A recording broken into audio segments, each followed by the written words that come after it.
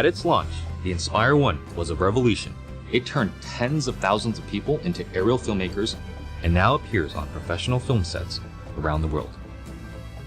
The Inspire 2 builds on this foundation, empowering filmmakers to be more creative than ever, whether flying as a team or operating as a single pilot.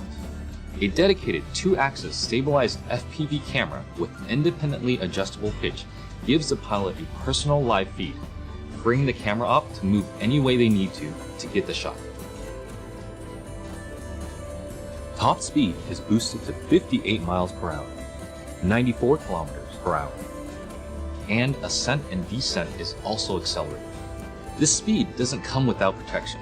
DJI's unmatched flight autonomy system comes to the Inspire 2, bringing with it an extended range of close to 100 feet, meaning faster flight with protection from what it can see. It also adds an infrared sensing system placed on top of the Inspire, extending obstacle avoidance to obstructions overhead. The new dual battery design increases flight time, hitting a maximum of 27 minutes when using the X4S camera, and also provides battery redundancy. Self-heating systems mean the Inspire 2 can be flown in extreme cold. The Zenmuse X5S Micro Four Thirds camera now has a 20.8 megapixel sensor with better pixel performance. It is capable of capturing 5.2K at 30 frames per second, as well as 4K at 60 frames per second. It also supports Cinema DNG and ProRes recording. You just kind of look at it and you go, like, that's really small, but how can this little small thing give these big results? Normally I wouldn't think of using a drone for normal shots, but it kind of made this really simple shot easily, you know, and look great. And I'm telling you, I'm really picky. The Inspire 2 is DJI Focus compatible for precision focus control. A broad range of Micro Four Thirds lenses are also supported, including zooms from 9mm to 45mm. The 45 is pretty beautiful on this camera. We use that a lot for close-ups and has a great depth of field and just makes me feel like, you know, that's kind of cinematic for me. The Inspire 2 image processor, known as CineCore 2.0, offers Cinema DNG, ProRes, H.264 and H.265 recording onto a detachable PCIe SSD drive with a maximum read and write speed of 6 gigabits per second or a micro SD card. ProRes is a widely used delivery method for post-production, offering flexibility for editing while not compromising image quality. But to get the absolute most out of what you shoot, the Inspire 2 also captures RAW. Acquiring content on RAW just gives you more information to work with in your post-process. The RAW native Cinema DNG format gives you the most dynamic range possible of that camera. Basically takes full advantage of the sensor and everything that it can see. There isn't one shot that we compromised for detail, for color purity, for separation of images, for black, for low light detail, highlight detail. Well, I never could have told you that this particular footage came from a drone. It's just too good. New intelligent modes, including Spotlight Pro and Profile, make cinematic shots easier for production teams and even for single operators. Spotlight Pro keeps the camera locked on the subject, rotating beyond 360 degrees to fix the target in frame as the Inspire flies. While Profile mode turns the camera to capture the subject's profile as the Inspire flies forward. By maintaining forward flight, obstacle sensing systems are able to protect the aircraft. The onboard FPV camera separates the flight view from the main camera view, effectively giving the Inspire 2 a dedicated tap fly camera. Just tap on the screen to fly in that direction and focus on camera control. During return to home, the primary camera with a maximum sensing range of 200 meters is used to effectively avoid obstructions. Live TV broadcasting has also been enabled natively through an optimized broadcast mode that streams smooth video at the 1080i50 and 720p 60 live broadcast standard. The Inspire 2 brings better quality images, more power, and more intelligence to professional aerial filmmaking, setting the stage for more filmmakers to take to the sky.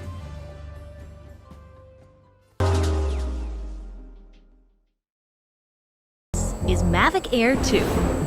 You may have some questions, like, So what's different? well, let's start with the larger sensor. There's a lot more pixels, 48 megapixels to be exact, which means you can do this. And then shoot a hyperlapse in 8K. With Smart Photo, every shot is a masterpiece. Yeah, but photos aren't really my thing.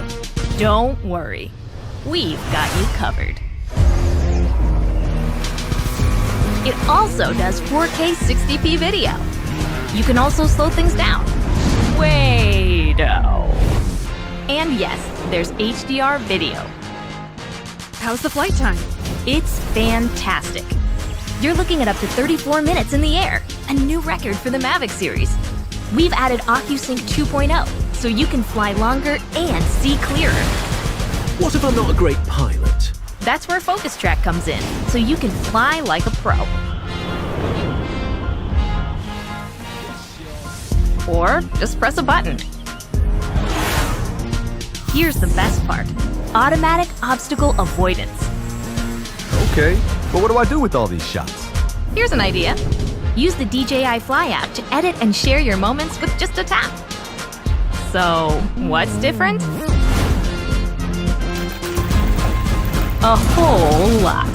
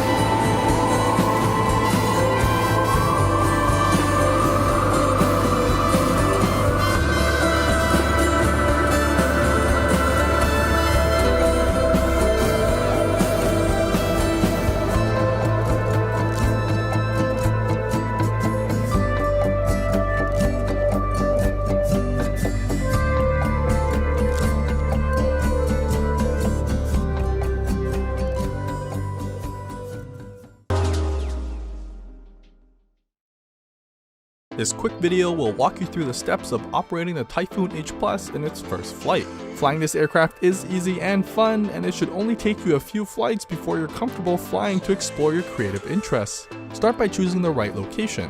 select an open area that is free of people, power lines, and buildings. Remember to stay away from any major airports that have commercial activity. There's a no-fly zone within a 5-mile radius of these airports. Take the fully charged battery and insert it into the Typhoon H Plus. You'll hear a positive click when the battery is fully seated. Then power up the ST16S controller by sliding the power switch to the left. When the main screen loads, hold down the power button on the Typhoon H Plus for a few seconds until you hear a rising tone. To ensure your first flight is a success, be sure to calibrate your drone. Step at least 20 feet away from the Typhoon H Plus, making sure the area is clear of people and that you have a solid GPS lock. First, press and hold the red start-stop button for 3 seconds. The rotors of the Typhoon H Plus will then spool up, awaiting your command. The goal on takeoff is to get in the air quickly, so apply full left stick forward. When you reach a comfortable altitude, let the left stick center and the aircraft will remain at that altitude. You can then retract the landing gear by toggling the switch on the upper right corner of the controller. With the landing gear up, your camera will have a clear 360-degree view. To control speed, use the turtle and rabbit slider located on the back side of the controller. The Typhoon H Plus also has a sport mode. This mode increases the overall sensitivity of the aircraft and gives you more flight speed. Your Typhoon H Plus comes equipped with 5 autonomous flight modes to help you take your creativity to the next level. You can select your flight mode from the main screen on your ST16S controller. You can land the aircraft automatically or manually. Regardless of the option you choose, make sure the landing gear is clear in all cases. The easiest method is to simply select RTL on the mode switch. The Typhoon H Plus will automatically come back to the launch area. It will automatically lower the landing gear, land, and shut off the rotors. To land manually, bring the Typhoon H Plus to a hover over the landing area and lower the landing gear by toggling the gear switch on the right front of the controller. When you're ready to land, hold the left stick all the way down and the Typhoon H Plus will land softly. Finally, shut down the rotors with the red button on the left of your controller. Then you can turn off your Typhoon H Plus by holding down the power button until you hear a descending tone. When you hear the tone, you can power down the controller by sliding the power switch to the right. Welcome to the unique family and happy flying!